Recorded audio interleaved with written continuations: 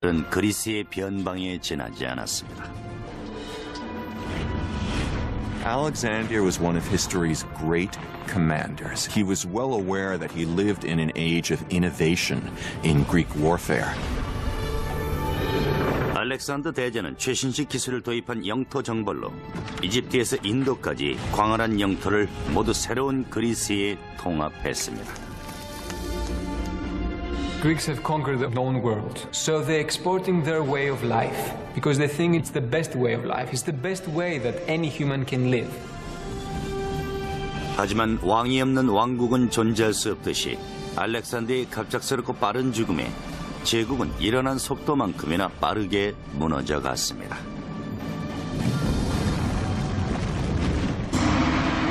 기원전 404년 27년간의 지루하고 처절한 전쟁이 종식됩니다. 한때 최강의 해군력을 자랑하던 아테네는 결국 오랜 라이벌 스파르타에게 항복하고 맙니다. Generals commanding the main Athenian fleet made a disastrous mistake that led to a great battle and a terrible defeat for the Athenians at a place called Aigos Potamoi. 아테네가 무너진 후 수십 년간 스파르타와 테베는 그리스의 패권을 놓고 경쟁합니다. 기원전 359년 그리스 북쪽의 마케도니아에 23살의 젊은 왕이 등극하면서 이후 20년간 그리스의 정국을 뒤바꿔 놓습니다. 바로 필리포스 2세입니다. Macedon was a funny Greek state. It was always a bridesmaid and never a bride. It had lots of potential, both in manpower and natural resources, but it had never managed to get its act together. 그리스의 도시국가들은 마케도니아인들을 야만인이라고 생각했지만 필리포스는 20년에 걸쳐 마케도니아를 그리스에서 가장 고귀하고 범접할 수 없는 군사 강국으로 만들어 놓습니다.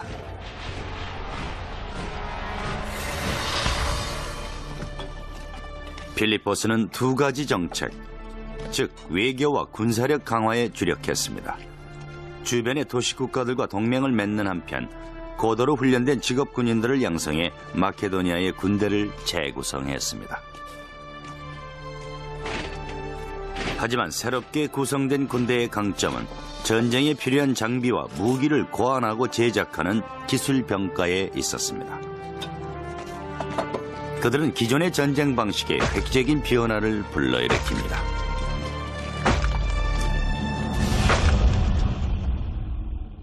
그리스 도시국가들은 마케도니아를 그리스로 생각하지 않았죠. 그들은 마케도나이라는 부족 출신으로 야만족들과 오랜 싸움을 벌인 탓에 그들도 같은 야만족으로 인식됐죠. 필리포스는 야만족이 아니지만 설사 그렇다고 해도 가장 훌륭한 야만족이라고 할 수 있죠. 안녕하세요, 피터 웰러입니다.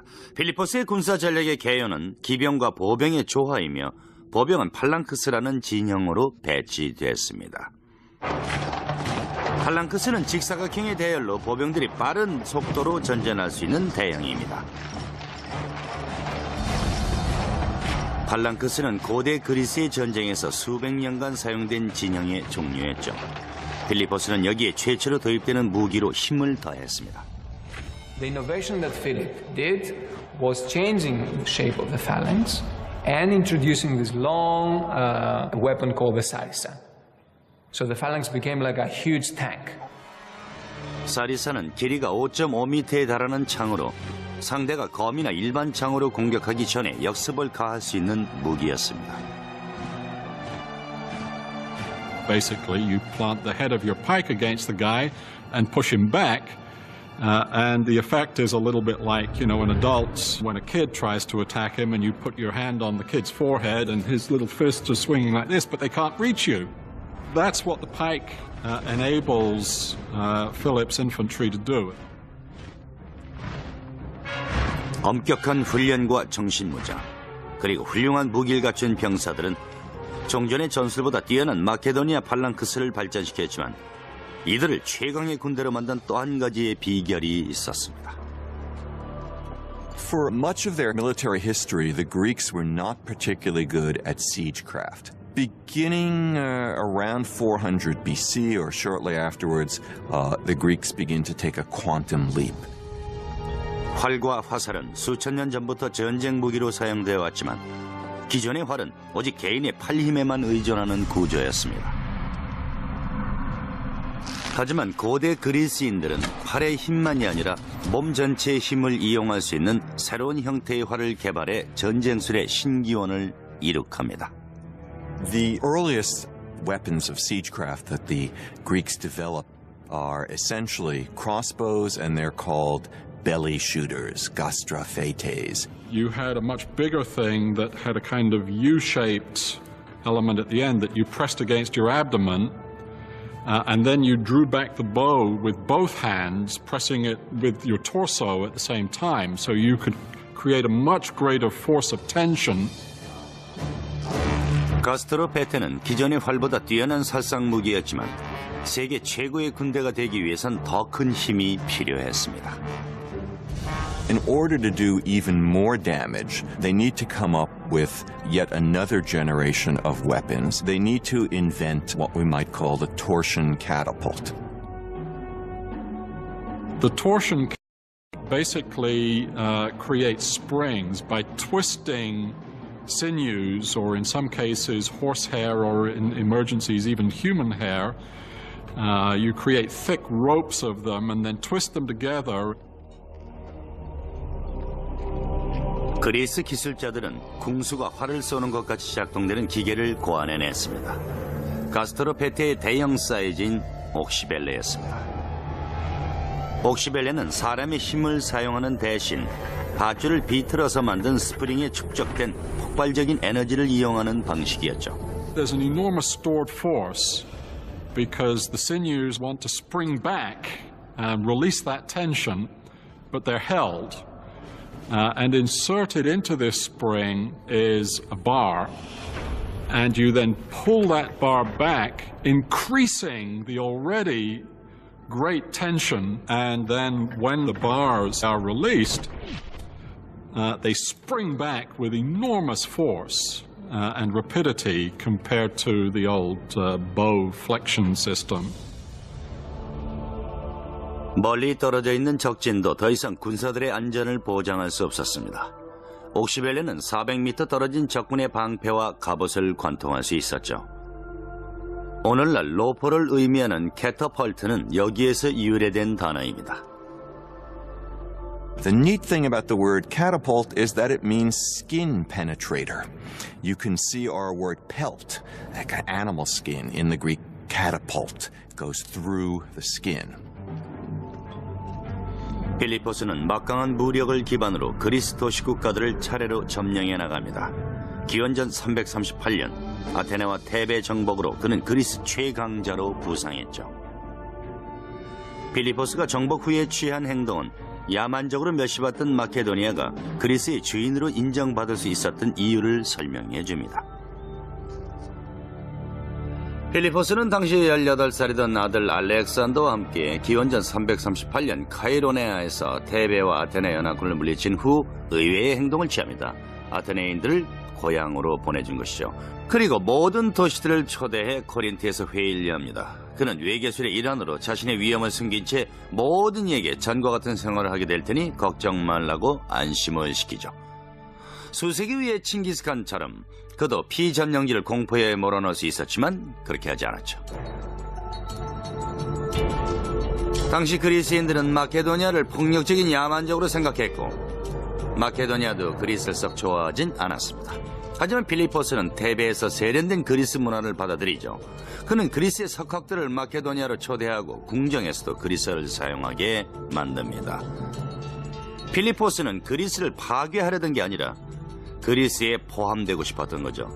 별 볼 일 없는 학생이 학교 축제에서 스타로 변신하길 원하는 것처럼 말입니다.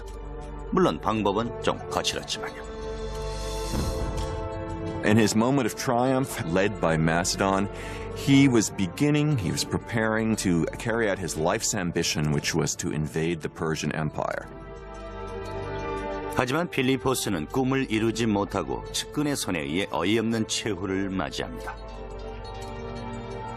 페르시아 원정을 개시하기 직전 필리포스는 축전 의식을 거행합니다.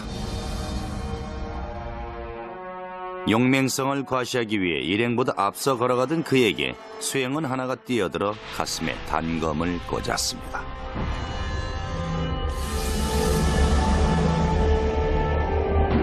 필리포스는 그리스를 반석 위에 올려놓고 46세에 사망합니다. Was he a lone assassin, or was there a bigger plot? We can never know for sure because while the assassin was trying to escape, he was mowed down by Philip's guards. 페르시아 제국을 정복하겠다는 필리포스의 야망은 권자를 예받은 20살의 아들 알렉산더에 의해 더욱 구체적이고 착실하게 준비됐습니다. 알렉산더는 아버지가 이룩한 군사력과 기술력을 기반으로 전 세계를 그리스 세계로 만들겠다는 위대한 야망을 품습니다.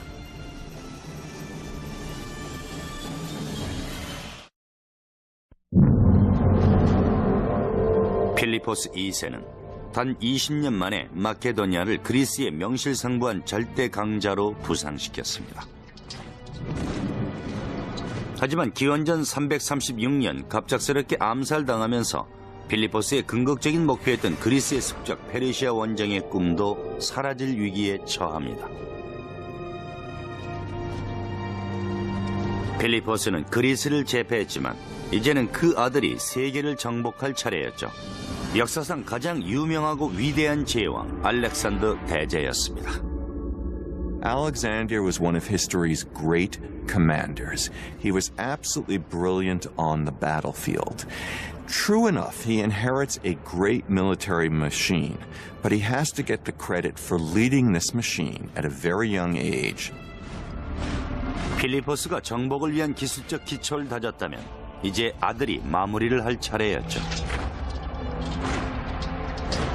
기원전 334년 알렉산더는 3만 5천이 넘는 마케도니아 군사들을 이끌고 페르시아 원정길에 오릅니다.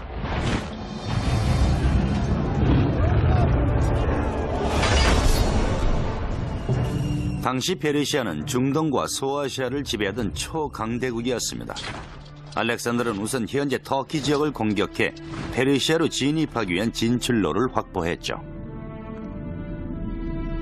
하지만 그리스의 숙적 페르시아 제국을 무너뜨리려면 해결해야 할 문제가 있었습니다. Alexander's got a problem. He doesn't have a fleet. So what he needs to do is to find a way to neutralize the Persian fleet. And his strategy is to fight the Persian Navy on land by laying siege to and taking each of the great Persian naval bases. 알렉산더는 지중 해안을 따라 계속 진군하면서 저항하는 도시와 항구들의 공격을 퍼부었습니다. 하지만 알렉산더와 그의 군사들은 난공불락의 요새로 둘러싸인 티레에서 가장 큰 난관에 봉착하게 됩니다. Tyre in antiquity was an island, a small offshore island. The city actually lay on an offshore island, and that made it relatively impregnable in the eyes of the Tyrians themselves, since they had a great fleet. All of that changed in the late 4th century. 알렉산더는 우선 회유책으로 티레로 사절을 파견해 지도자들에게 평화협정에 동의할 것을 종용합니다. 대답은 간결하면서도 확실했죠. 그들은 알렉산더의 사절을 살해해 시체를 성 꼭대기에서 바다로 내던졌습니다. 이렇게 된 이상 알렉산더가 티레 점령에 실패한다면 그의 위상은 크게 실추될 수밖에 없었습니다. 알렉산더의 기술자들은 그의 군사들이 바다에 가로막혀 있는 티레의 내륙으로 침투할 수 있는 방법을 고안해내야 했습니다. 대답은 티레를 반도로 만드는 것이었죠.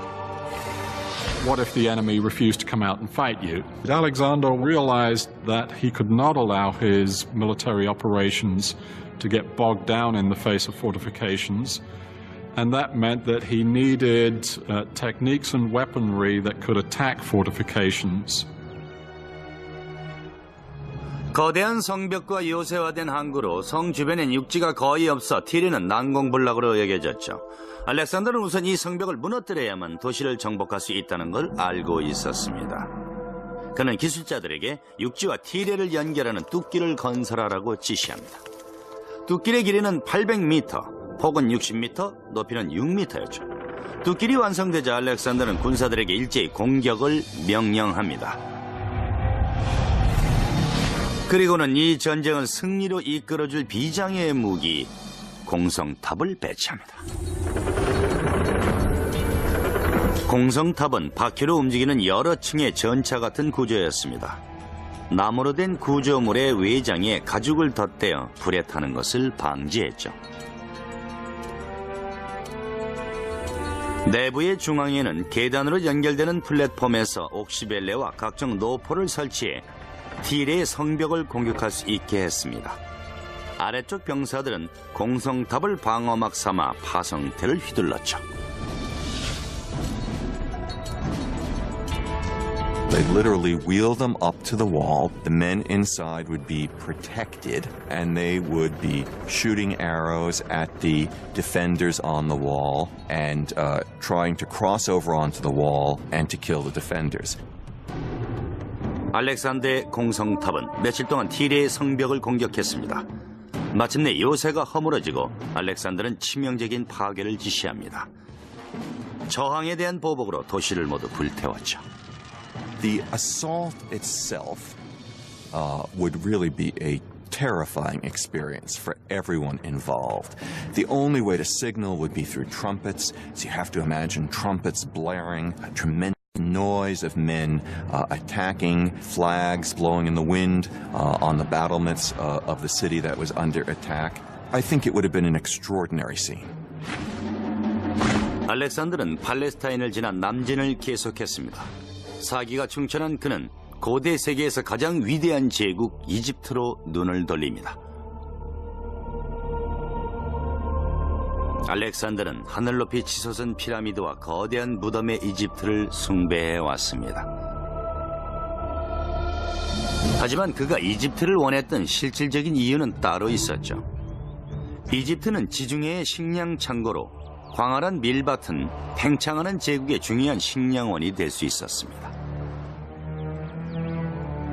티레와는 달리 이집트 정복은 더없이 평화로웠습니다. Alexander entered Egypt as a liberator and as a figure of extraordinary powers.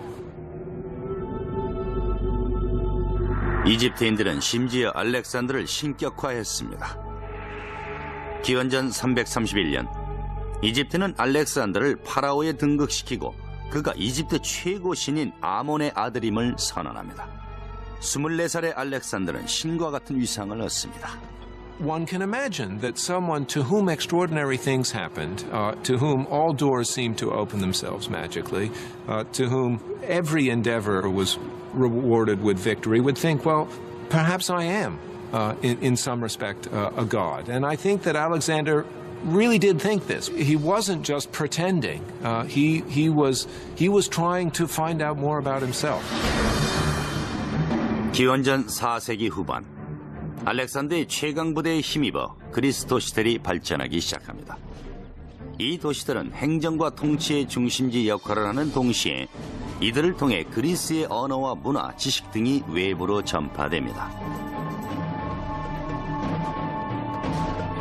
그 결과 알렉산더 제국은 어느 지역에서나 획일화된 계획 도시의 형태를 띠게 됩니다.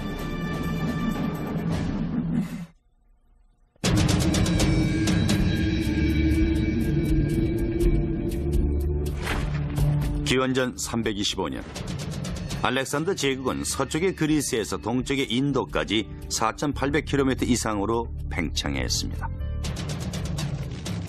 알렉산더의 군사들은 무력으로 지역을 정복했지만 이후엔 그리스 문화를 전파하는 역할을 했죠.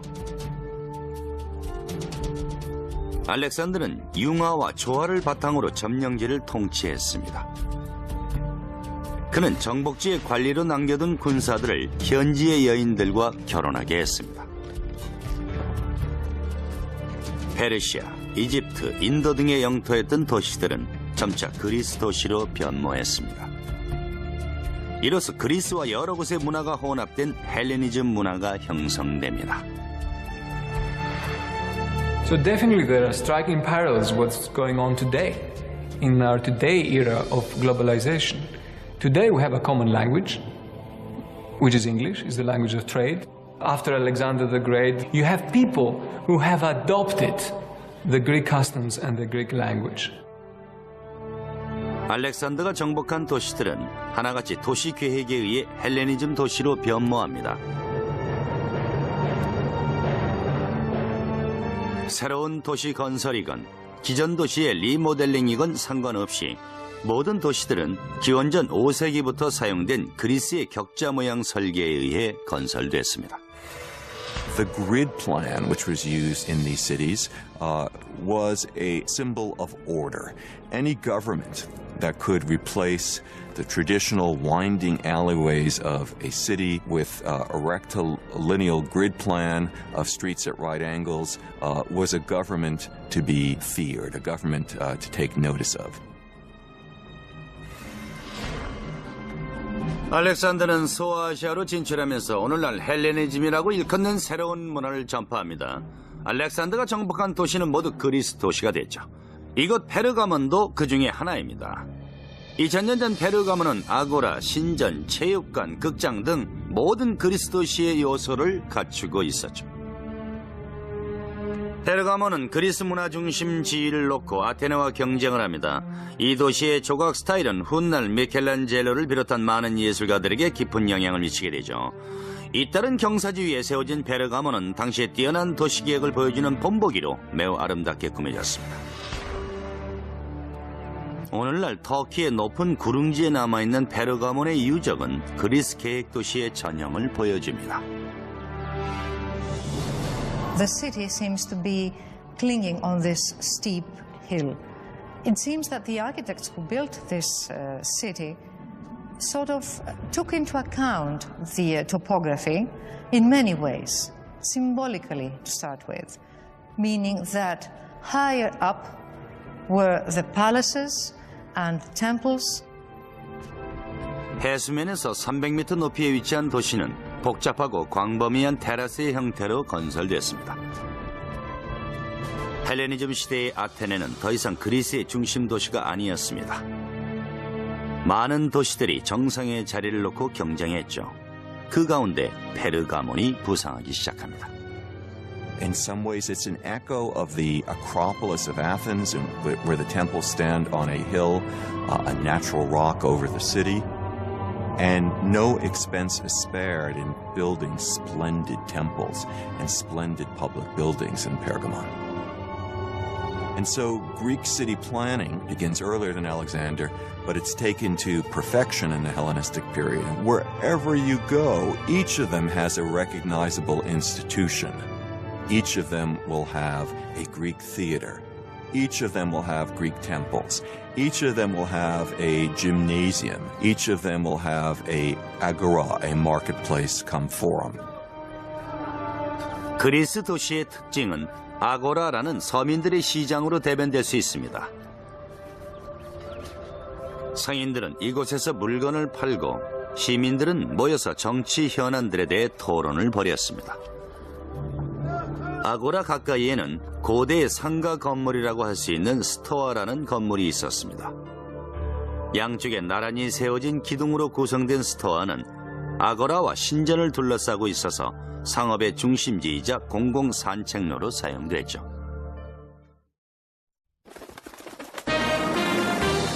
당신이 찾는 행복의 파라니세는 뉴욕 생명 안에 있습니다. 162년 동안 지켜온 신뢰와 가치. 행복한 미래와 키스하세요. 뉴욕 생명.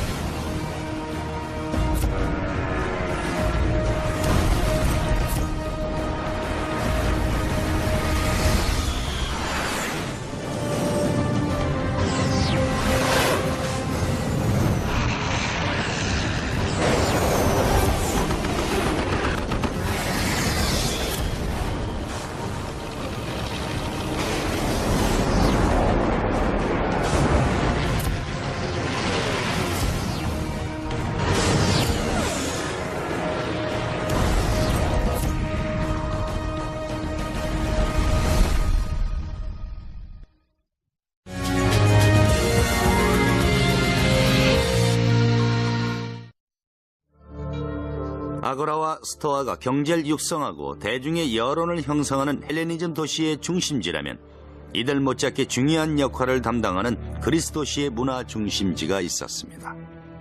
바로 극장이죠. The theater is basically an Athenian invention. Drama is, above all, democratic. It develops in Athens concomitantly with the Athenian democracy.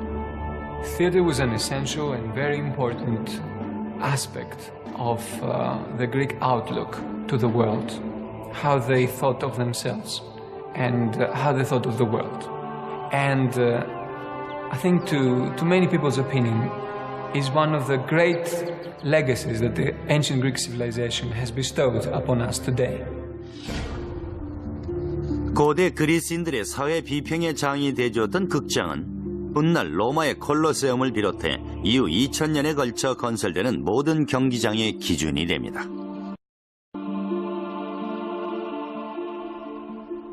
군사들이 서로 지원할 수 있도록 시족과 부족별로 나누어 배치하십시오. 일리아드에서 네스토가 아감멤논에게 한 말이 이곳에서도 재현이 됐겠죠. 그리스 문화가 남긴 가장 소중한 유산은 바로 극장과 음악입니다. 이곳 페르가몬의 그리스 극장은 매우 가파른 편에 속하죠. 브로드웨이 극장은 보통 800~900명 정도를 수용할 수 있고 뮤지컬 극장은 2000명 정도 가능하죠. 하지만 이 극장은 수만 명의 관중을 수용할 수 있는 규모입니다. 이렇게 넓은 극장에서 어떻게 객석의 맨 뒷자리에 있는 관객까지도 무대 위에서 연기하는 배우의 목소리를 들을 수 있었던 걸까요? 그 해답은 바로 뛰어난 기술력에 있습니다. 극장은 산의 한 면을 깎아 만든 것이라 산의 측면이 객석의 지지대 역할을 하고 있어 하부 구조가 따로 필요 없죠.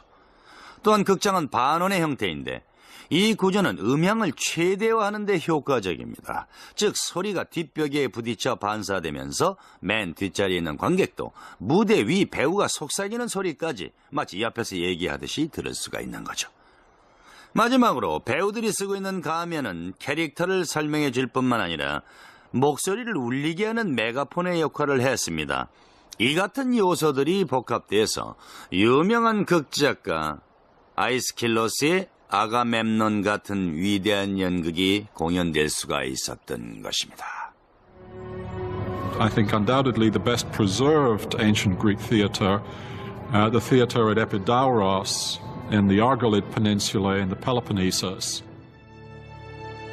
그리스의 극장은 세 가지 요소로 구성됩니다. 구경하는 곳, 즉 객석을 의미하는 테아트론, 배우들과 연주자들이 공연하는 무대인 오케스트라, 그리고 무대 뒤에 설치된 목조 구조물인 스케네였습니다. 스케네는 본래 배우들이 옷을 갈아입는 장소였지만 때로는 무대 배경으로도 사용됐죠. 에피다우로스의 극장은 55열의 객석이 수평선상으로 세 구역에 배치되어 있습니다. 객석의 중간에는 계단이 있어 구역을 분리해줍니다. 이 거대한 극장은 12,000에서 14,000명 정도를 수용할 수 있습니다. 하지만 엄청난 규모보다 더 놀라운 것은 극장의 뛰어난 음향 시설이죠. If you're sitting up in the top row, you're a long way away from the stage. And the person who's down in the orchestra or on the stage looks quite tiny. And yet, you can have a conversation with that person with only a slight elevation of your voice.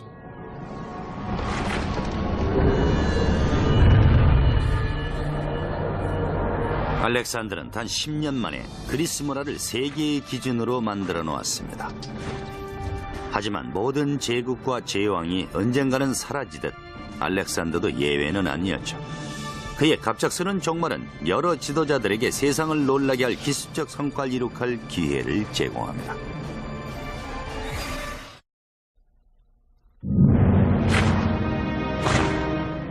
기원전 323년 알렉산더는 서쪽의 그리스, 남쪽의 이집트, 동쪽의 인도에 이르는 대제국을 통치합니다.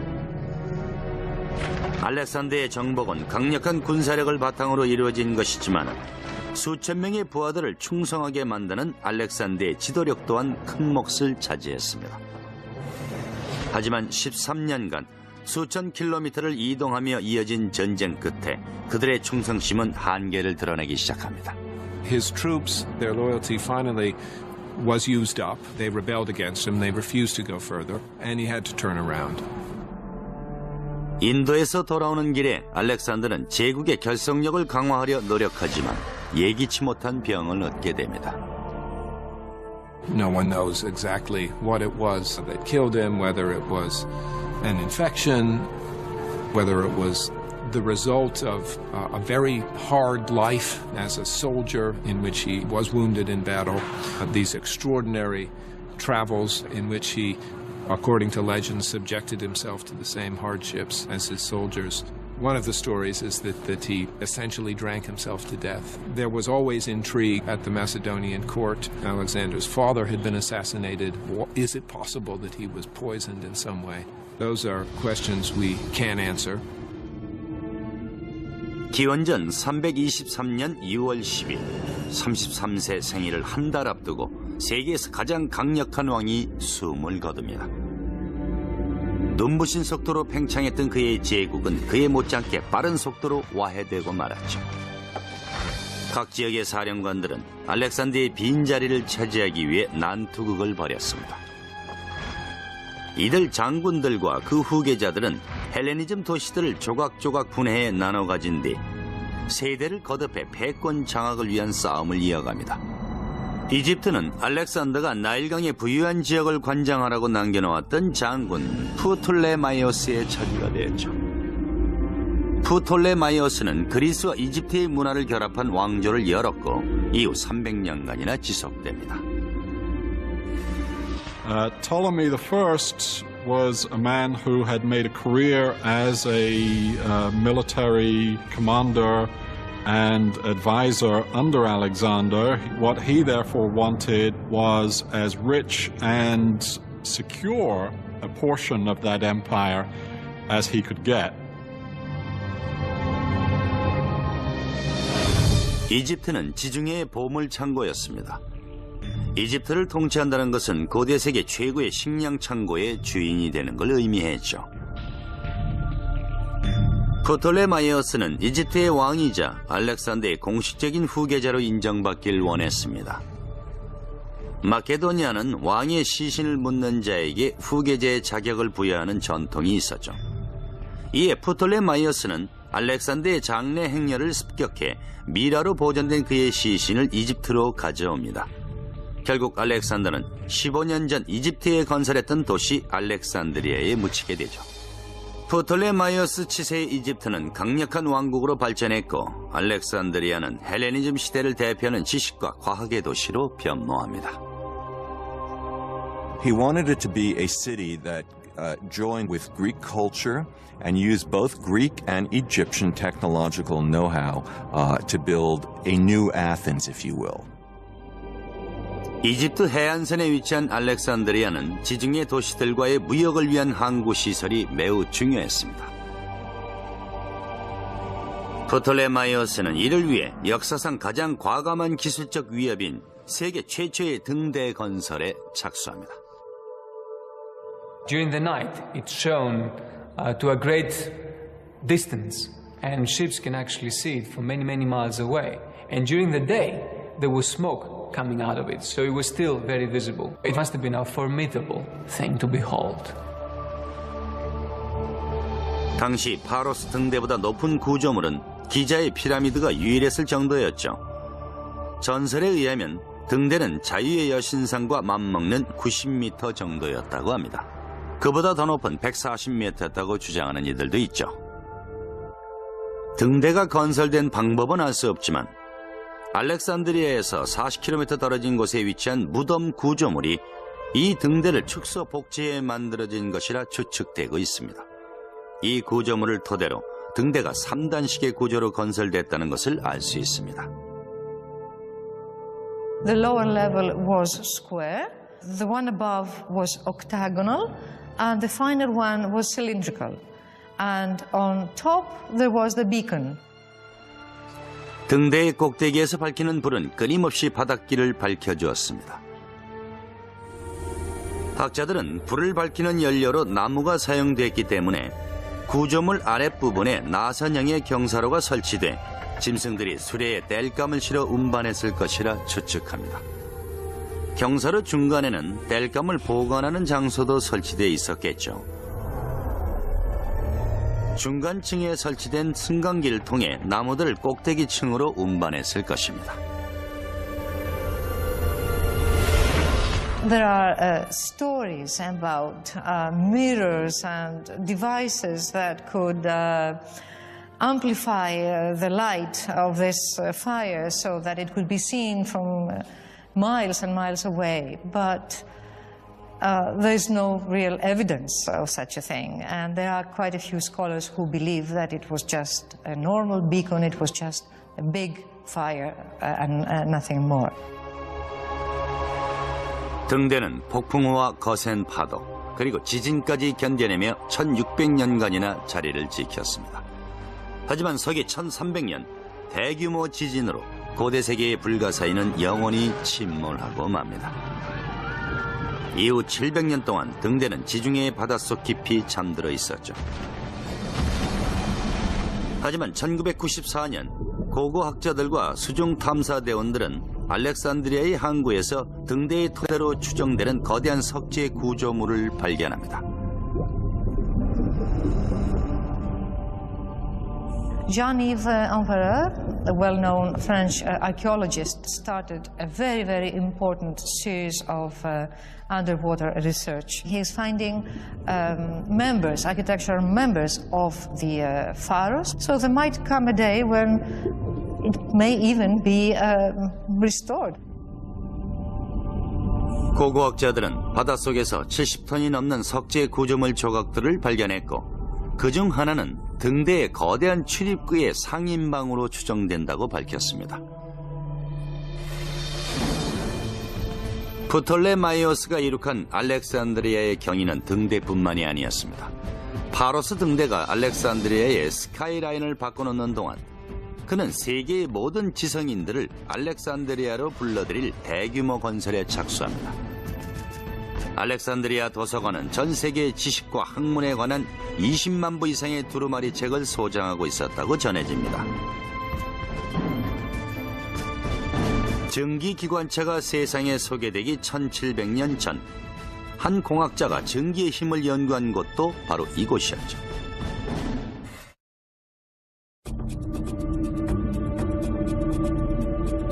알렉산더 대제 사망 후 제국이 뿔뿔이 흩어진 가운데 그의 사령관 중 한 명이었던 프톨레마이오스는 새로운 문명 창조를 꿈꾸고 있었습니다.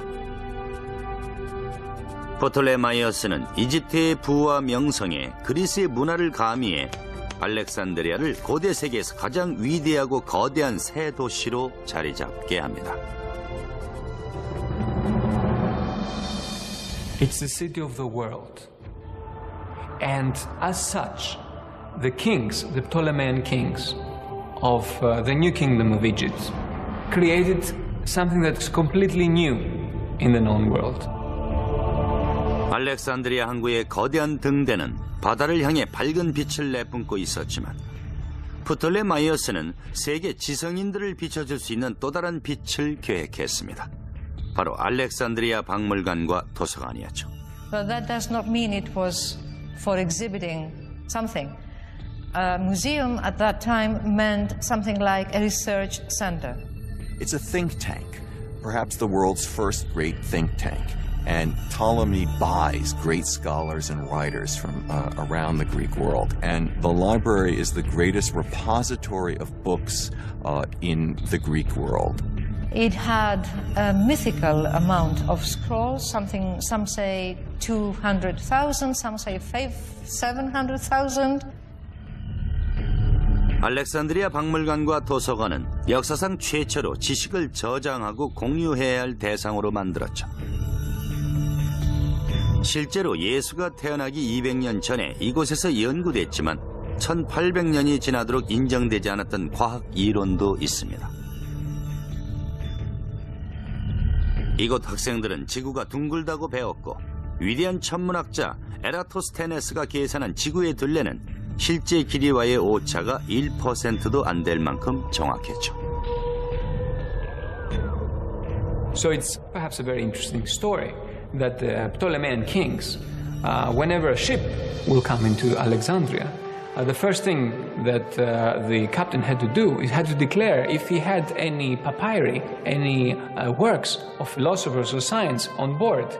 They were taken to the library to be copied, but usually they gave the captain back a copy and not the original. 프톨레마이어스는 비록 마케도니아인이었지만 이집트의 문화에 융화되려는 노력 덕분에 성공적으로 이집트를 통치할 수 있었죠. 프톨레마이어스의 후손들도 적극적으로 이집트의 관습을 실천했습니다. 그의 아들 프톨레마이어스 2세는 심지어 여동생 아르시노에를 아내로 맞았죠. There had been a tradition in the Egyptian pharaonic families of brother-sister marriage and there was a sense that a figure like that couldn't just marry any old ordinary mortal, and that eventually only a sister who sort of shared his divine origins was an appropriate companion and spouse. 프톨레마이오스 왕가는 이집트의 관습을 이용해 신의 지위를 누리고자 했지만 앞서간 파라오들과 마찬가지로 이들에게도 최후의 날이 찾아왔죠. 프톨레마이오스는 알렉산드리아의 비전을 완성하지 못한 채 숨을 거둡니다. 기원전 283년 도서관과 등대가 완성되기도 전에 그는 노화로 세상을 떠났죠. 하지만 프톨레마이오스 왕조의 알렉산드리아는 이후에도 지식의 메카로 발전하면서 위대한 학자들을 배출해냅니다. 왕조의 300년 통치 기간이 끝나갈 때쯤인 서기 1세기 중반, 역사상 가장 유명한 공학자 중 한 명이 등장합니다. 헤로가 설계한 장치는 그를 고대 세계에서 가장 위대한 기계공학자의 대열에 올려놓습니다. All his books are extremely detailed, very well describing all engineering procedures. But Hero himself also was good in the sense that he has an inclination in favor of arts. We must remember that in ancient Greek, the word art was meaning also technology. 헤로는 다양한 실용적인 기계를 설계했는데 소화기와 주행 기록계, 자동문 등이 그것입니다. 하지만 헤로는 무엇보다도 최초로 전기기관에 대한 실험을 한 것으로 유명하죠. 최초의 작동하는 전기기관은 1700년대 영국에서 만들어졌습니다. 그보다 1600년 전에 그는 아에올리스의 공이라는 전기기관을 설계했던 것입니다. It was a metal sphere put up in such a way so that it could rotate freely and had two tubes applied. When filled with water and heated from below, steam developed and started to turn to put the sphere into motion, thereby turning air into something very useful, something that you could control. We maintain that under other historical circumstances, this industrial revolution could possibly have taken place in Alexandria after a couple of centuries. The essence was there. The interesting thing about the steam engine of Hero is that the guy discovered steam power. Okay, so the question beckons, how comes they didn't use steam power? How comes they didn't make steam engines like the English did a few centuries later? And the answer to that is that in Egypt, forced labor or slave labor was so cheap. You didn't need machines to do the job. So that's like an interesting idea. You can have a technology and you don't know what to do with it because there's not a real economical need for it. 헤로의 연구는 아직도 학자들의 호기심을 자극하지만 알렉산드리아에선 이보다 더 많은 발명이 이루어졌을 것입니다. 그 시기에 대해선 의견이 분분하지만 학자들은 알렉산드리아 도서관이 불에 타면서 상당수의 고대 과학 지식이 연기 속에 사라졌다고 믿고 있습니다.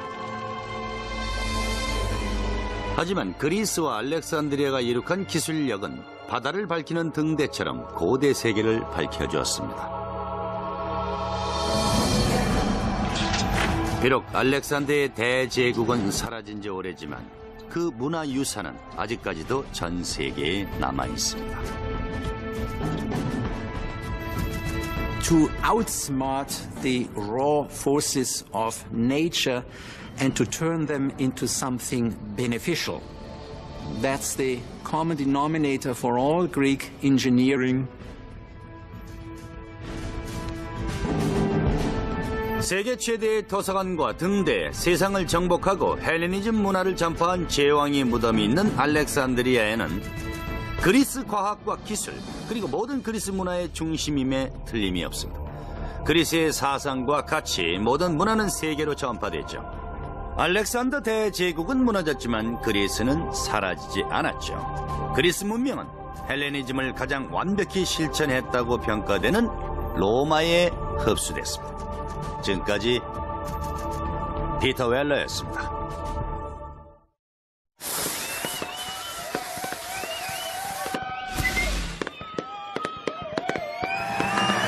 Like a huge tank.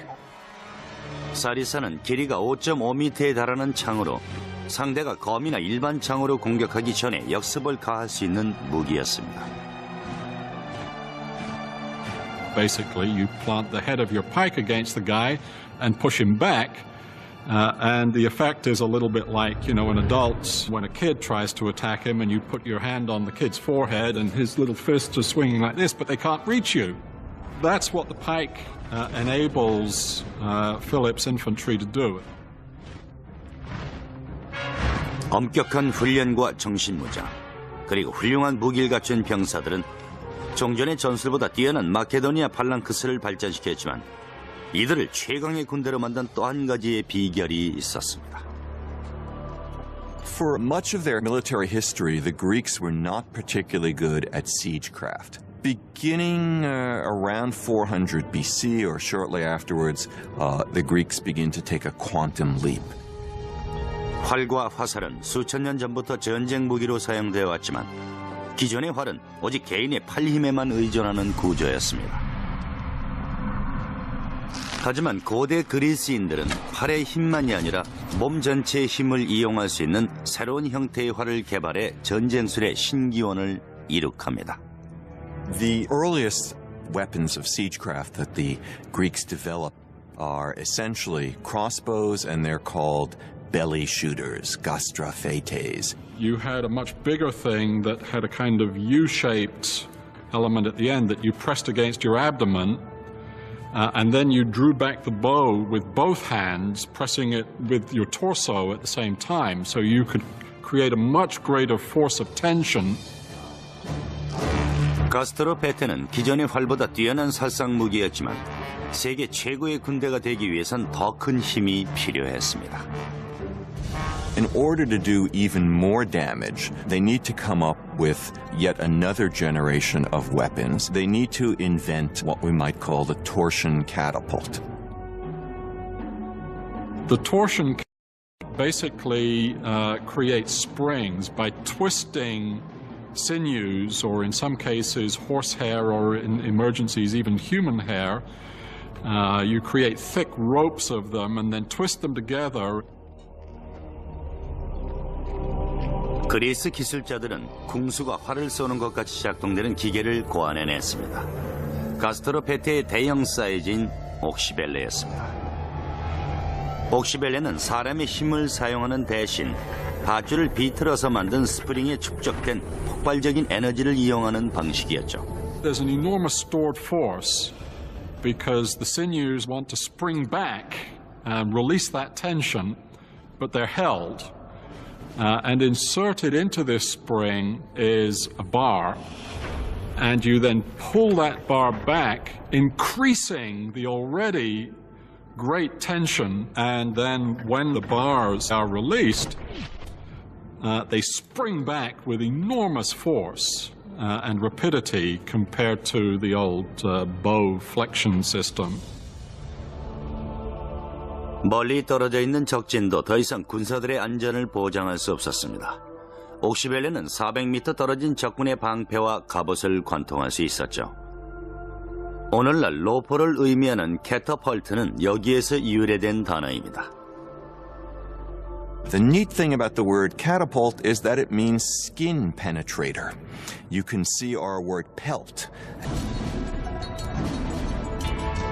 They literally wheel them up to the wall. The men inside would be protected, and they would be shooting arrows at the defenders on the wall and trying to cross over onto the wall and to kill the defenders. 알렉산더의 공성탑은 며칠 동안 티레의 성벽을 공격했습니다. 마침내 요새가 허물어지고 알렉산더는 치명적인 파괴를 지시합니다. 저항에 대한 보복으로 도시를 모두 불태웠죠. The assault itself would really be a terrifying experience for everyone involved. The only way to signal would be through trumpets, so you have to imagine trumpets blaring, a tremendous noise of men attacking, flags blowing in the wind on the battlements of the city that was under attack. I think it would have been an extraordinary scene. 알렉산더는 팔레스타인을 지나 남진을 계속했습니다. 사기가 충천한 그는 고대 세계에서 가장 위대한 제국 이집트로 눈을 돌립니다. 알렉산더는 하늘 높이 치솟은 피라미드와 거대한 무덤의 이집트를 숭배해 왔습니다. 하지만 그가 이집트를 원했던 실질적인 이유는 따로 있었죠. 이집트는 지중해의 식량 창고로 광활한 밀밭은 팽창하는 제국의 중요한 식량원이 될 수 있었습니다. 티레와는 달리 이집트 정복은 더없이 평화로웠습니다. Alexander entered Egypt as a liberator and as a figure of extraordinary powers. 이집트인들은 심지어 알렉산더를 신격화했습니다. 기원전 331년 이집트는 알렉산더를 파라오에 등극시키고 그가 이집트 최고 신인 아몬의 아들임을 선언합니다. 24살의 알렉산더는 신과 같은 위상을 얻습니다. One can imagine that someone to whom extraordinary things happened, to whom all doors seemed to open themselves magically, to whom every endeavor was rewarded with victory, would think, well, perhaps I am, in some respect, a god. And I think that Alexander really did think this. He wasn't just pretending. He was trying to find out more about himself. 기원전 4세기 후반 알렉산더의 최강 부대에 힘입어 그리스 도시들이 발전하기 시작합니다. 이 도시들은 행정과 통치의 중심지 역할을 하는 동시에 이들을 통해 그리스의 언어와 문화, 지식 등이 외부로 전파됩니다. 그 결과 알렉산더 제국은 어느 지역에서나 획일화된 계획 도시의 형태를 띠게 됩니다.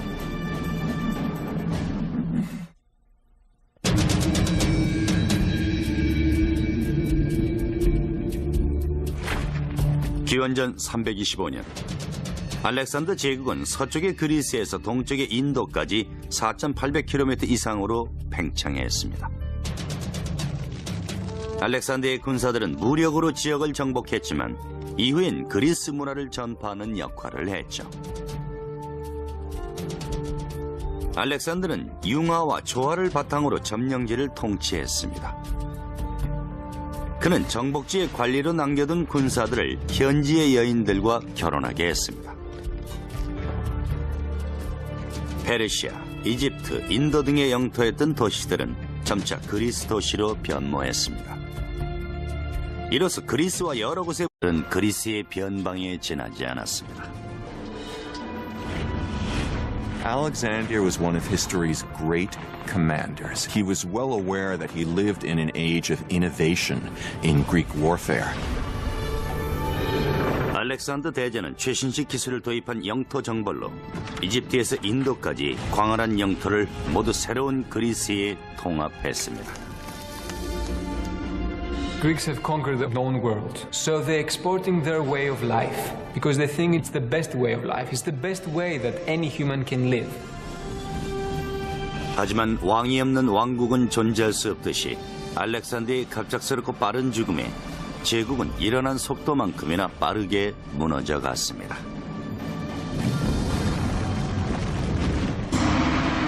기원전 404년 27년간의 지루하고 처절한 전쟁이 종식됩니다. 한때 최강의 해군력을 자랑하던 아테네는 결국 오랜 라이벌 스파르타에게 항복하고 맙니다. Generals commanding the main Athenian fleet made a disastrous mistake that led to a great battle and a terrible defeat for the Athenians at a place called Aigos Potamoi. 아테네가 무너진 후 수십 년간 스파르타와 테베는 그리스의 패권을 놓고 경쟁합니다. 기원전 359년 그리스 북쪽의 마케도니아에 23살의 젊은 왕이 등극하면서 이후 20년간 그리스의 정국을 뒤바꿔 놓습니다. 바로 필리포스 2세입니다. Macedon was a funny Greek state. It was always a bridesmaid and never a bride. It had lots of potential, both in manpower and natural resources, but it had never managed to get its act together. 그리스의 도시 국가들은 마케도니아인들을 야만인이라고 생각했지만 필리포스는 20년에 걸쳐 마케도니아를 그리스에서 가장 고귀하고 범접할 수 없는 군사 강국으로 만들어 놓습니다.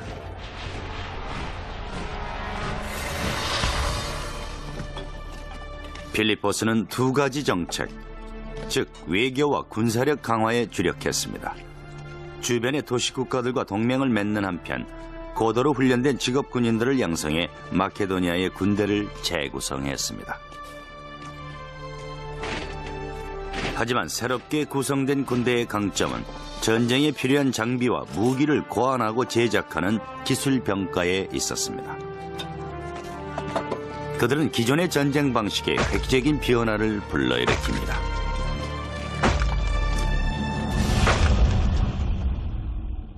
그리스 도시국가들은 마케도니아를 그리스로 생각하지 않았죠.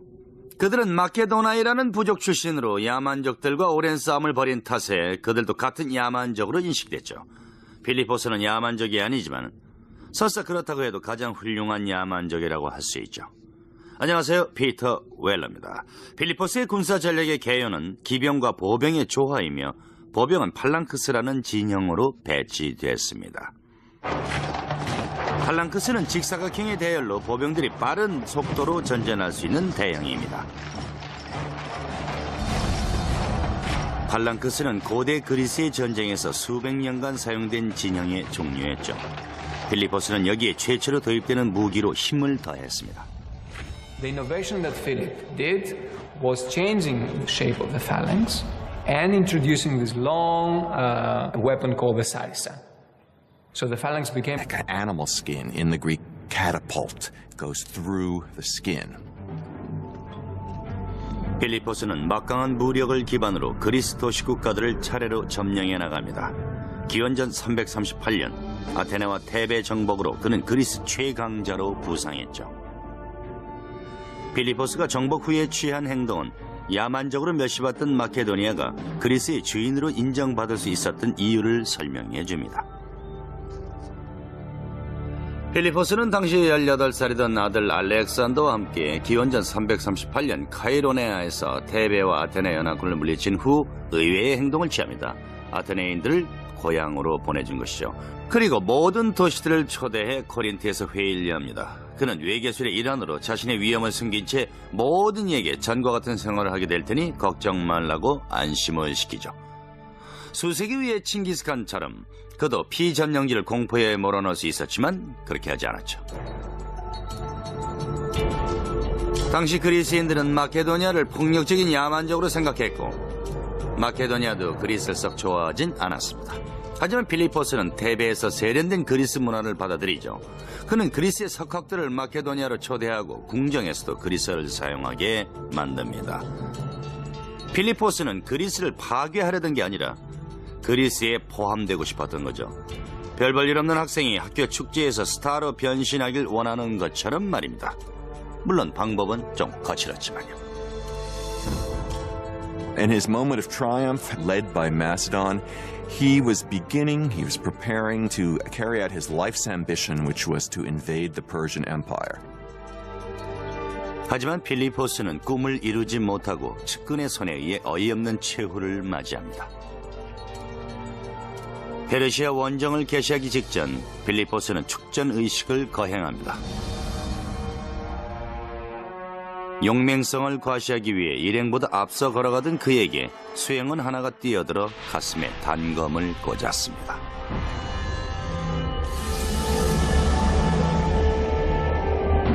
필리포스는 그리스를 반석 위에 올려놓고 46세에 사망합니다. Was he a lone assassin, or was there a bigger plot? We can never know for sure because while the assassin was trying to escape, he was mowed down by Philip's guards. 페르시아 제국을 정복하겠다는 필리포스의 야망은 권자를 예받은 20살의 아들 알렉산더에 의해 더욱 구체적이고 착실하게 준비됐습니다.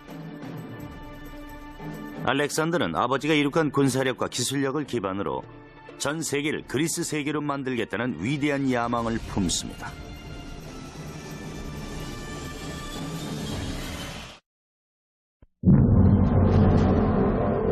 필리포스 2세는 단 20년 만에 마케도니아를 그리스의 명실상부한 절대 강자로 부상시켰습니다. 하지만 기원전 336년 갑작스럽게 암살당하면서 필리포스의 궁극적인 목표였던 그리스의 숙적 페르시아 원정의 꿈도 사라질 위기에 처합니다. 필리포스는 그리스를 제패했지만 이제는 그 아들이 세계를 정복할 차례였죠. 역사상 가장 유명하고 위대한 제왕 알렉산더 대제였습니다. Alexander was one of history's great commanders. He was absolutely brilliant on the battlefield.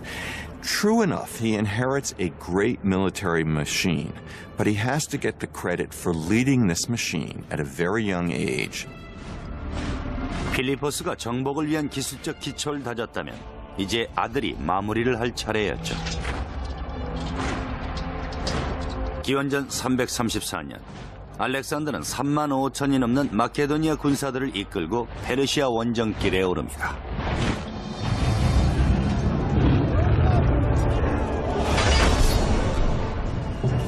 당시 페르시아는 중동과 소아시아를 지배하던 초강대국이었습니다. 알렉산더는 우선 현재 터키 지역을 공격해 페르시아로 진입하기 위한 진출로를 확보했죠. 하지만 그리스의 숙적 페르시아 제국을 무너뜨리려면 해결해야 할 문제가 있었습니다. Alexander's got a problem. He doesn't have a fleet. So what he needs to do is to find a way to neutralize the Persian fleet. And his strategy is to fight the Persian navy on land by laying siege to and taking each of the great Persian naval bases. 알렉산더는 지중 해안을 따라 계속 진군하면서 저항하는 도시와 항구들의 공격을 퍼부었습니다. 하지만 알렉산더와 그의 군사들은 난공불락의 요새로 둘러싸인 티레에서 가장 큰 난관에 봉착하게 됩니다. Tyre in antiquity was an island, a small offshore island. The city actually lay on an offshore island, and that made it relatively impregnable in the eyes of the Tyrians themselves, since they had a great fleet. All of that changed in the late 4th century. 알렉산더는 우선 회유책으로 티레로 사절을 파견해 지도자들에게 평화협정에 동의할 것을 종용합니다. 대답은 간결하면서도 확실했죠. 그들은 알렉산더의 사절을 살해해 시체를 성 꼭대기에서 바다로 내던졌습니다. 이렇게 된 이상 알렉산더가 티레 점령에 실패한다면 그의 위상은 크게 실추될 수밖에 없었습니다. 알렉산더의 기술자들은 그의 군사들이 바다에 가로막혀 있는 티레의 내륙으로 침투할 수 있는 방법을 고안해내야 했습니다. 대답은 티레를 반도로 만드는 것이었죠. What if the enemy refused to come out and fight you? Alexander realized that he could not allow his military operations to get bogged down in the face of fortifications. and that meant that he needed techniques and weaponry that could attack fortifications. 거대한 성벽과 요새화된 항구로 성 주변엔 육지가 거의 없어 티리는 난공불락으로 여겨졌죠. 알렉산더는 우선 이 성벽을 무너뜨려야만 도시를 정복할 수 있다는 걸 알고 있었습니다. 그는 기술자들에게 육지와 티레를 연결하는 뚝길을 건설하라고 지시합니다. 뚝길의 길이는 800m, 폭은 60m, 높이는 6m였죠. 뚝길이 완성되자 알렉산더는 군사들에게 일제히 공격을 명령합니다. 그리고는 이 전쟁을 승리로 이끌어줄 비장의 무기, 공성탑을 배치합니다. 공성탑은 바퀴로 움직이는 여러 층의 전차 같은 구조였습니다. 나무로 된 구조물의 외장에 가죽을 덧대어 불에 타는 것을 방지했죠. 내부의 중앙에는 계단으로 연결되는 플랫폼에서 옥시벨레와 각종 노포를 설치해 티레의 성벽을 공격할 수 있게 했습니다. 아래쪽 병사들은 공성탑을 방어막 삼아 파성태를 휘둘렀죠. 그는 그리스의 변방에 지나지 않았습니다. Alexander was one of history's great commanders. He was well aware that he lived in an age of innovation in Greek warfare. 알렉산더 대제는 최신식 기술을 도입한 영토 정벌로 이집트에서 인도까지 광활한 영토를 모두 새로운 그리스에 통합했습니다.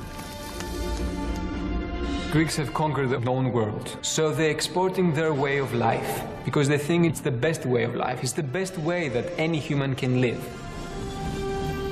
하지만 왕이 없는 왕국은 존재할 수 없듯이 알렉산더의 갑작스럽고 빠른 죽음에 제국은 일어난 속도만큼이나 빠르게 무너져 갔습니다.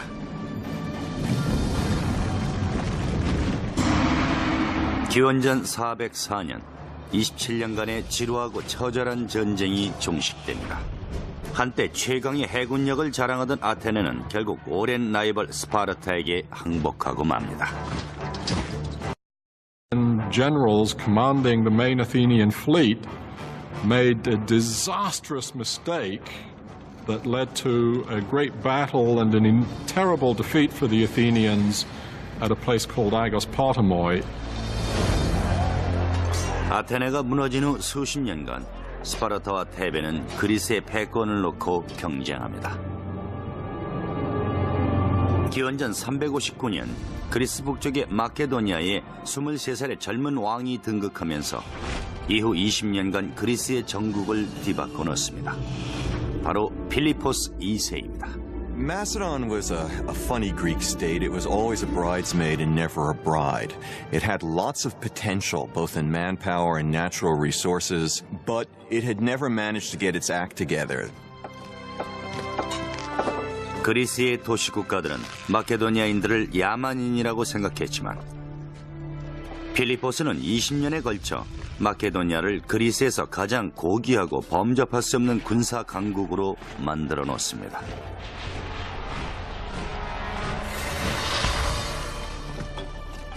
필리포스는 두 가지 정책, 즉 외교와 군사력 강화에 주력했습니다. 주변의 도시 국가들과 동맹을 맺는 한편 고도로 훈련된 직업 군인들을 양성해 마케도니아의 군대를 재구성했습니다.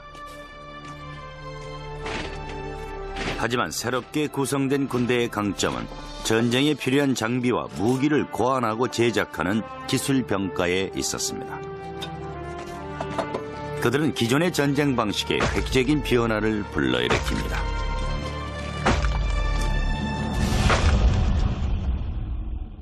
그리스 도시국가들은 마케도니아를 그리스로 생각하지 않았죠.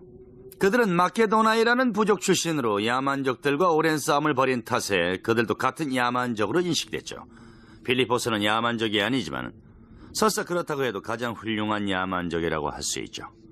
안녕하세요, 피터 웰러입니다. 필리포스의 군사 전략의 개요는 기병과 보병의 조화이며 보병은 팔랑크스라는 진영으로 배치됐습니다. 팔랑크스는 직사각형의 대열로 보병들이 빠른 속도로 전전할 수 있는 대형입니다.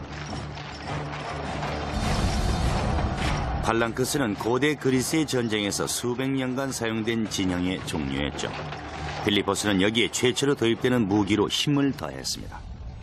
The innovation that Philip did was changing the shape of the phalanx and introducing this long weapon called the sarissa.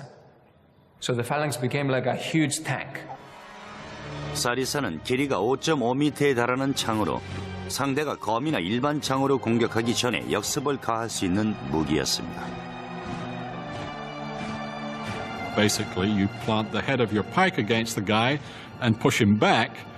And the effect is a little bit like, in adults, when a kid tries to attack him and you put your hand on the kid's forehead and his little fists are swinging like this, but they can't reach you. That's what the pike enables Philip's infantry to do. 엄격한 훈련과 정신무장, 그리고 훌륭한 무기를 갖춘 병사들은 종전의 전술보다 뛰어난 마케도니아 팔랑크스를 발전시켰지만 이들을 최강의 군대로 만든 또 한 가지의 비결이 있었습니다. For much of their military history, the Greeks were not particularly good at siegecraft. Beginning around 400 BC or shortly afterwards, the Greeks begin to take a quantum leap. 활과 화살은 수천 년 전부터 전쟁 무기로 사용되어 왔지만 기존의 활은 오직 개인의 팔 힘에만 의존하는 구조였습니다. 하지만 고대 그리스인들은 팔의 힘만이 아니라 몸 전체의 힘을 이용할 수 있는 새로운 형태의 활을 개발해 전쟁술의 신기원을 이룩합니다. The earliest weapons of siegecraft that the Greeks developed are essentially crossbows, and they're called belly shooters, gastrophetes. You had a much bigger thing that had a kind of U-shaped element at the end that you pressed against your abdomen, and then you drew back the bow with both hands, pressing it with your torso at the same time, so you could create a much greater force of tension. 가스트로페테는 기존의 활보다 뛰어난 살상 무기였지만 세계 최고의 군대가 되기 위해선 더 큰 힘이 필요했습니다. In order to do even more damage, they need to come up with yet another generation of weapons. They need to invent what we might call the torsion catapult. The torsion basically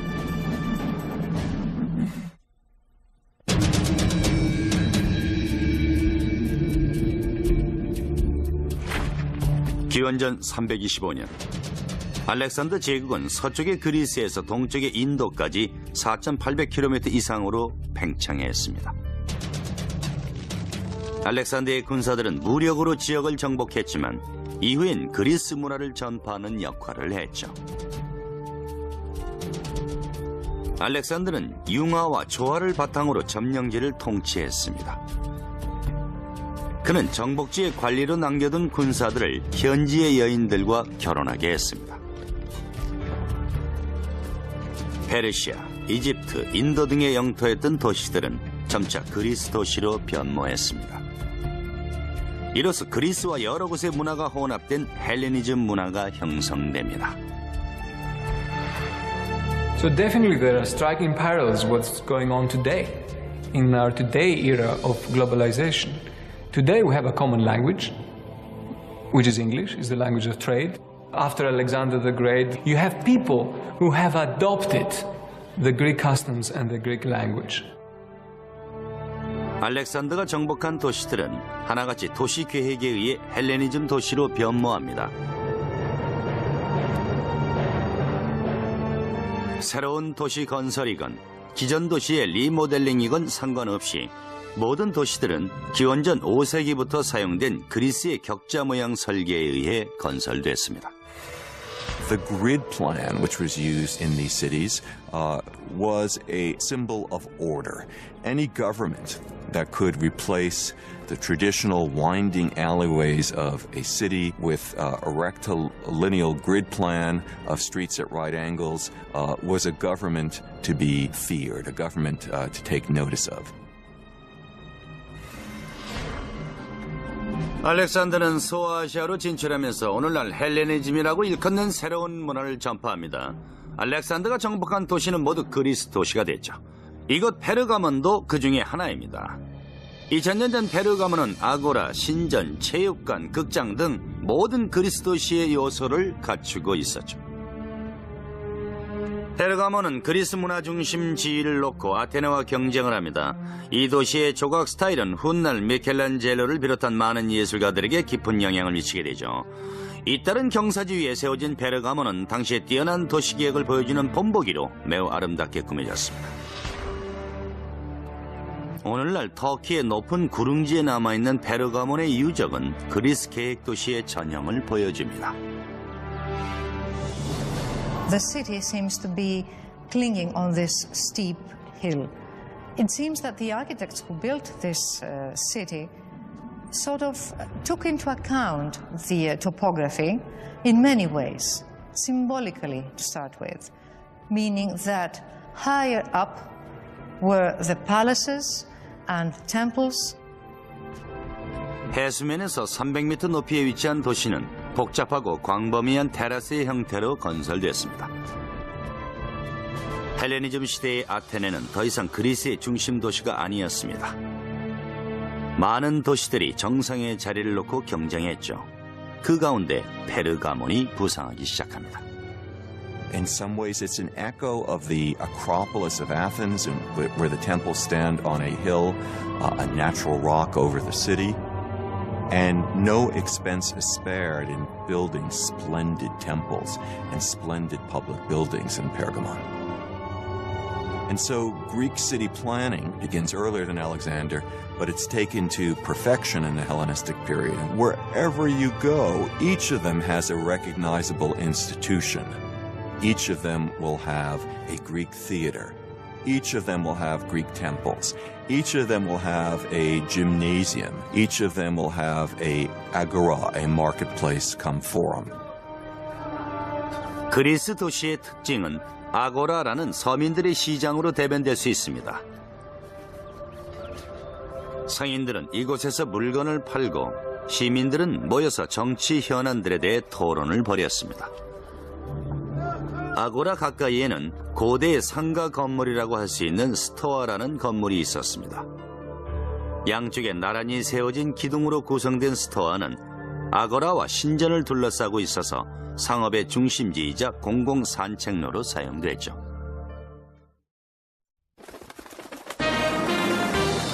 당신이 찾는 행복의 파라니세는 뉴욕 생명 안에 있습니다. 162년 동안 지켜온 신뢰와 가치. 행복한 미래와 키스하세요. 뉴욕 생명.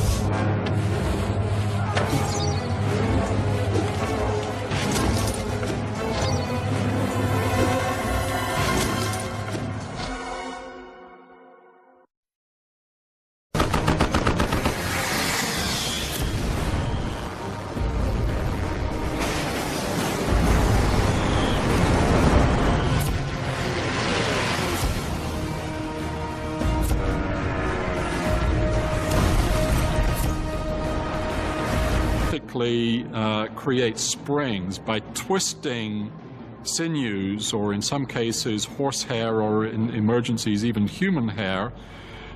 You create thick ropes of them and then twist them together.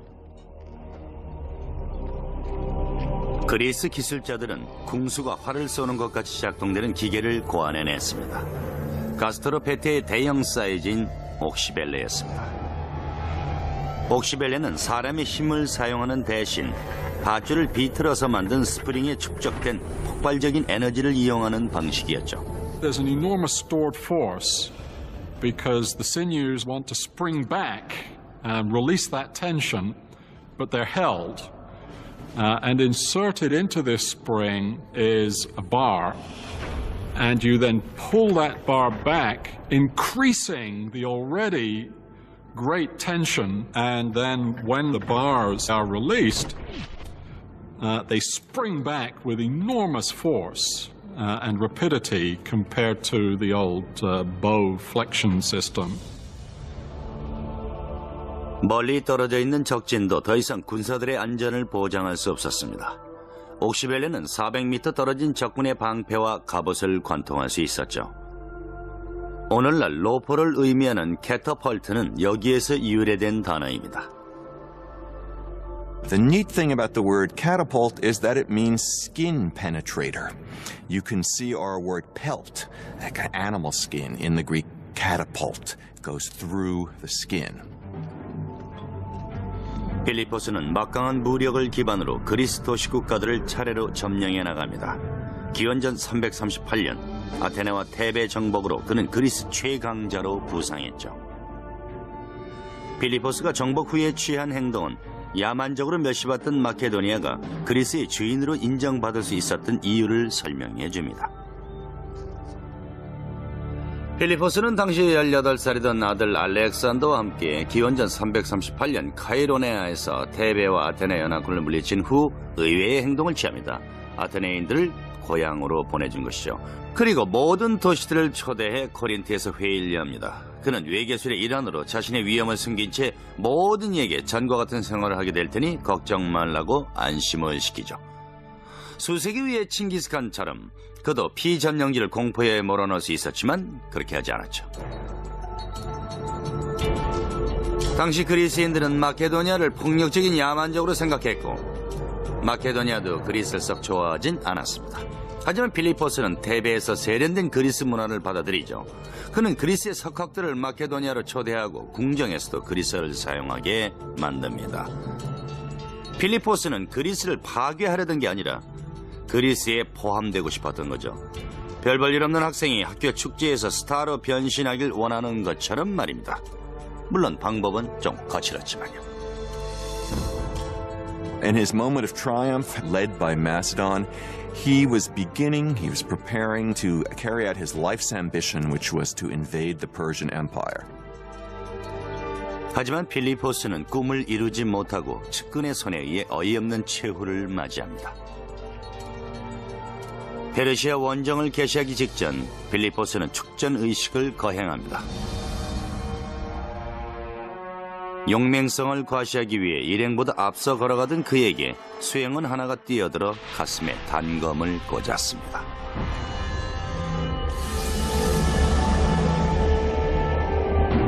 필리포스는 그리스를 반석 위에 올려놓고 46세에 사망합니다. Was he a lone assassin, or was there a bigger plot? We can never know for sure because while the assassin was trying to escape, he was mowed down by Philip's guards. 페르시아 제국을 정복하겠다는 필리포스의 야망은 권자를 예받은 20살의 아들 알렉산더에 의해 더욱 구체적이고 착실하게 준비됐습니다. 알렉산더는 아버지가 이룩한 군사력과 기술력을 기반으로 전 세계를 그리스 세계로 만들겠다는 위대한 야망을 품습니다.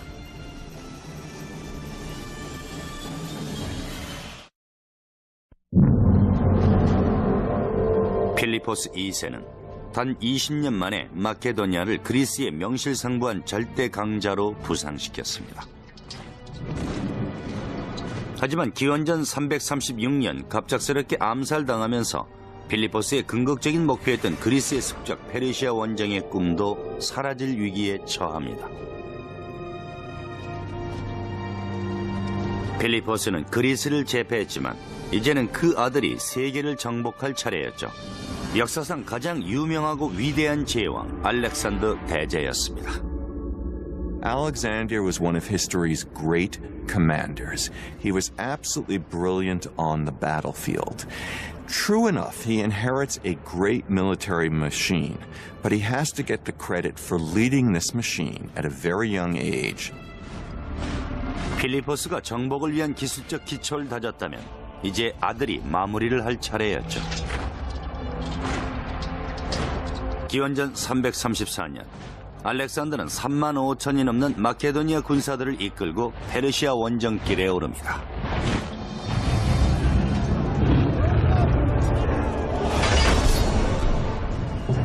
당시 페르시아는 중동과 소아시아를 지배하던 초강대국이었습니다. 알렉산더는 우선 현재 터키 지역을 공격해 페르시아로 진입하기 위한 진출로를 확보했죠. 하지만 그리스의 숙적 페르시아 제국을 무너뜨리려면 해결해야 할 문제가 있었습니다. Alexander's got a problem. He doesn't have a fleet. So what he needs to do is to find a way to neutralize the Persian fleet. And his strategy is to fight the Persian navy on land by laying siege to and taking each of the great Persian naval bases. 알렉산더는 지중 해안을 따라 계속 진군하면서 저항하는 도시와 항구들의 공격을 퍼부었습니다. 하지만 알렉산더와 그의 군사들은 난공불락의 요새로 둘러싸인 티레에서 가장 큰 난관에 봉착하게 됩니다. Tyre in antiquity was an island, a small offshore island. The city actually lay on an offshore island, and that made it relatively impregnable in the eyes of the Tyrians themselves, since they had a great fleet. All of that changed in the late 4th century. 알렉산더는 우선 회유책으로 티레로 사절을 파견해 지도자들에게 평화협정에 동의할 것을 종용합니다. 대답은 간결하면서도 확실했죠. 그들은 알렉산더의 사절을 살해해 시체를 성 꼭대기에서 바다로 내던졌습니다. 이렇게 된 이상 알렉산더가 티레 점령에 실패한다면 그의 위상은 크게 실추될 수밖에 없었습니다. 알렉산더의 기술자들은 그의 군사들이 바다에 가로막혀 있는 티레의 내륙으로 침투할 수 있는 방법을 고안해내야 했습니다. 해답은 티레를 반도로 만드는 것이었죠. What if the enemy refused to come out and fight you? Alexander realized that he could not allow his military operations to get bogged down in the face of fortifications. And that meant that he needed techniques and weaponry that could attack fortifications. 거대한 성벽과 요새화된 항구로 성 주변엔 육지가 거의 없어 티레는 난공불락으로 여겨졌죠. 알렉산더는 우선 이 성벽을 무너뜨려야만 도시를 정복할 수 있다는 걸 알고 있었습니다. 그는 기술자들에게 육지와 티레를 연결하는 뚝길을 건설하라고 지시합니다. 뚝길의 길이는 800m, 폭은 60m, 높이는 6m였죠. 뚝길이 완성되자 알렉산더는 군사들에게 일제히 공격을 명령합니다. 그리고는 이 전쟁을 승리로 이끌어줄 비장의 무기, 공성탑을 배치합니다. 공성탑은 바퀴로 움직이는 여러 층의 전차 같은 구조였습니다. 나무로 된 구조물의 외장에 가죽을 덧대어 불에 타는 것을 방지했죠. 내부의 중앙에는 계단으로 연결되는 플랫폼에서 옥시벨레와 각종 노포를 설치해 티레의 성벽을 공격할 수 있게 했습니다. 아래쪽 병사들은 공성탑을 방어막 삼아 파성태를 휘둘렀죠. They literally wheel them up to the wall. The men inside would be protected, and they would be shooting arrows at the defenders on the wall and trying to cross over onto the wall and to kill the defenders. 알렉산더의 공성탑은 며칠 동안 티레의 성벽을 공격했습니다. 마침내 요새가 허물어지고 알렉산더는 치명적인 파괴를 지시합니다. 저항에 대한 보복으로 도시를 모두 불태웠죠. The assault itself would really be a terrifying experience for everyone involved. The only way to signal would be through trumpets, so you have to imagine trumpets blaring, a tremendous noise of men attacking, flags blowing in the wind on the battlements of the city that was under attack. I think it would have been an extraordinary scene. 알렉산더는 팔레스타인을 지나 남진을 계속했습니다. 사기가 충천한 그는 고대 세계에서 가장 위대한 제국 이집트로 눈을 돌립니다. 알렉산더는 하늘 높이 치솟은 피라미드와 거대한 무덤의 이집트를 숭배해 왔습니다. 하지만 그가 이집트를 원했던 실질적인 이유는 따로 있었죠. 이집트는 지중해의 식량 창고로 광활한 밀밭은 팽창하는 제국의 중요한 식량원이 될 수 있었습니다. 티레와는 달리 이집트 정복은 더없이 평화로웠습니다. Alexander entered Egypt as a liberator and as a figure of extraordinary powers. 이집트인들은 심지어 알렉산더를 신격화했습니다. 기원전 331년 이집트는 알렉산더를 파라오에 등극시키고 그가 이집트 최고 신인 아몬의 아들임을 선언합니다. 24살의 알렉산더는 신과 같은 위상을 얻습니다. One can imagine that someone to whom extraordinary things happened, to whom all doors seemed to open themselves magically, to whom every endeavor was rewarded with victory, would think, well, perhaps I am, in some respect, a god. And I think that Alexander really did think this. He wasn't just pretending. He was trying to find out more about himself. 기원전 4세기 후반 알렉산더의 최강 부대에 힘입어 그리스 도시들이 발전하기 시작합니다. 이 도시들은 행정과 통치의 중심지 역할을 하는 동시에 이들을 통해 그리스의 언어와 문화, 지식 등이 외부로 전파됩니다. 그 결과 알렉산더 제국은 어느 지역에서나 획일화된 계획도시의 형태를 띠게 됩니다.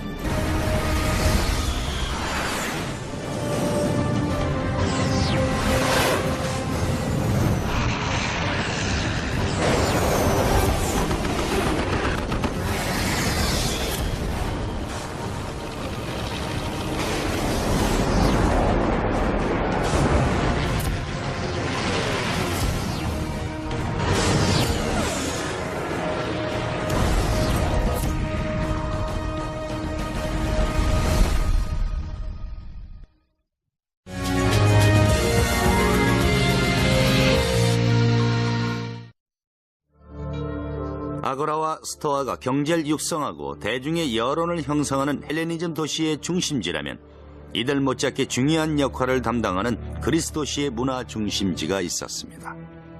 바로 극장이죠. The theater is basically an Athenian invention. Drama is, above all, democratic. It develops in Athens concomitantly with the Athenian democracy. Theatre was an essential and very important aspect of the Greek outlook to the world, how they thought of themselves and how they thought of the world. And I think to many people's opinion is one of the great legacies that the ancient Greek civilization has bestowed upon us today.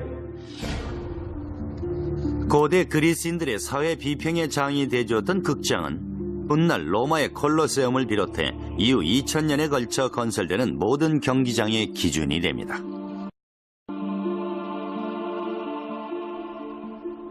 군사들이 서로 지원할 수 있도록 시족과 부족별로 나누어 배치하십시오. 일리아드에서 네스토로가 아감멤논에게 한 말이 이곳에서도 재현이 됐겠죠. 그리스 문화가 남긴 가장 소중한 유산은 바로 극장과 음악입니다. 이곳 페르가몬의 그리스 극장은 매우 가파른 편에 속하죠. 브로드웨이 극장은 보통 800~900명 정도를 수용할 수 있고 뮤지컬 극장은 2000명 정도 가능하죠. 하지만 이 극장은 수만 명의 관중을 수용할 수 있는 규모입니다. 이렇게 넓은 극장에서 어떻게 객석의 맨 뒷자리에 있는 관객까지도 무대 위에서 연기하는 배우의 목소리를 들을 수 있었던 걸까요? 그 해답은 바로 뛰어난 기술력에 있습니다. 극장은 산의 한 면을 깎아 만든 것이라 산의 측면이 객석의 지지대 역할을 하고 있어 하부 구조가 따로 필요 없죠. 또한 극장은 반원의 형태인데 이 구조는 음향을 최대화하는 데 효과적입니다. 즉 소리가 뒷벽에 부딪혀 반사되면서 맨 뒷자리에 있는 관객도 무대 위 배우가 속삭이는 소리까지 마치 이 앞에서 얘기하듯이 들을 수가 있는 거죠. 마지막으로 배우들이 쓰고 있는 가면은 캐릭터를 설명해 줄 뿐만 아니라 목소리를 울리게 하는 메가폰의 역할을 했습니다. 이 같은 요소들이 복합돼서 유명한 극작가 아이스킬로스의 아가멤논 같은 위대한 연극이 공연될 수가 있었던 것입니다. I think undoubtedly the best preserved ancient Greek theater, the theater at Epidauros in the Argolid Peninsula in the Peloponnesus. 그리스의 극장은 세 가지 요소로 구성됩니다. 구경하는 곳, 즉 객석을 의미하는 테아트론, 배우들과 연주자들이 공연하는 무대인 오케스트라, 그리고 무대 뒤에 설치된 목조 구조물인 스케네였습니다. 스케네는 본래 배우들이 옷을 갈아입는 장소였지만 때로는 무대 배경으로도 사용됐죠. 에피다우로스의 극장은 55열의 객석이 수평선상으로 세 구역에 배치되어 있습니다. 객석의 중간에는 계단이 있어 구역을 분리해줍니다. 이 거대한 극장은 12,000에서 14,000명 정도를 수용할 수 있습니다. 하지만 엄청난 규모보다 더 놀라운 것은 극장의 뛰어난 음향 시설이죠. If you're sitting up in the top row, you're a long way away from the stage. And the person who's down in the orchestra or on the stage looks quite tiny. And yet, you can have a conversation with that person with only a slight elevation of your voice.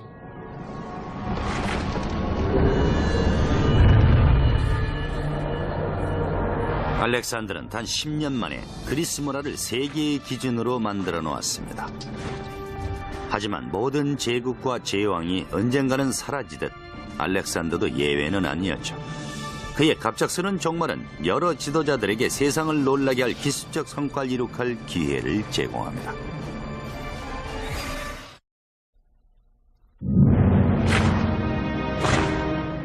기원전 323년 알렉산더는 서쪽의 그리스, 남쪽의 이집트, 동쪽의 인도에 이르는 대제국을 통치합니다. 알렉산더의 정복은 강력한 군사력을 바탕으로 이루어진 것이지만 수천 명의 부하들을 충성하게 만드는 알렉산더의 지도력 또한 큰 몫을 차지했습니다. 하지만 13년간 수천 킬로미터를 이동하며 이어진 전쟁 끝에 그들의 충성심은 한계를 드러내기 시작합니다. His troops, their loyalty finally was used up. They rebelled against him. They refused to go further, and he had to turn around. 인도에서 돌아오는 길에 알렉산더는 제국의 결속력을 강화하려 노력하지만 예기치 못한 병을 얻게 됩니다. No one knows exactly what it was that killed him, whether it was an infection, whether it was the result of a very hard life as a soldier.